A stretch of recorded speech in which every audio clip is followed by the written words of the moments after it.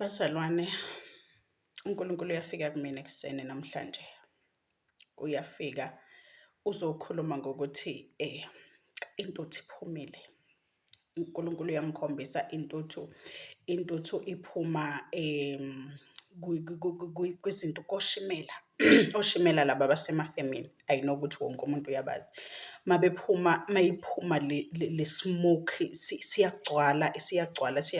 Then the Lord says, Nolwazi, uyasibona ukuthi le smoke sigcwele kangakanani. Okusho ukuthi usathane nabantu bakhe is here to cause havoc.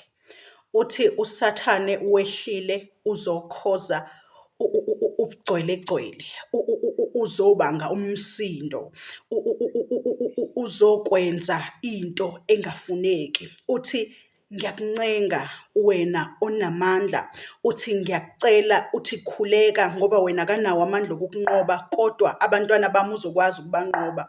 Uthi thumela izwi lami kubo bonke abanawo amandla, abaphiwa amandla ukuthi abakhulekele laba bangenawo amandla. Uthi uNkulunkulu namhlanje mangabe ekhuluma nami, uthi on my behalf tell the world ukuthi abakhuleke, imoya sathane namadimoni yehlanga amandla mihla namalanga. Uthi uNkulunkulu let's intercess for those abangakwazi ukuzilwela. Uthi asime thina siqine singakhathali. Uthi uNkulunkulu akanandaba nengcebo yakho, uthi akanandaba nokuthi uhlala kuphi, uthi akanandaba nokuthi uxakekile, kodwa njengamanje ungubaba wethu osezulwini osidingayo ukuthi asibe ngamasotsha asempini azothumeka azolwa nale mimoya. Uthi noma kungathiwa siyazila siyeke ukudla sikhuleke, uthi yena uzolalela phendule, uthi uzosizwa azwe nokukhala kwethu. Uthi nomunye uthi plead with them, uthi bancenga ubacele ukuthi nangu usathane nemoya yakhe, uthi nawo amadimoni, uthi nazi ingelosi izobumnyama, uthi nakho konke okubi kwehlela phezulu komhlaba, uthi na imoya yomkhathi izokwehlela phezulu komhlaba wakhe. Uthi ncenga abantwana bami, uthi masikhulekeni sonke, uthi masize kuyena. Uthi nomunye uthi khulekelani nabantwana beni nibazele, uthi batshele ukuthi izwi likaNkulunkulu liphumile, ukuthi nomunye akathandaze. Bazalwane, akusikho owami lo mlayezo,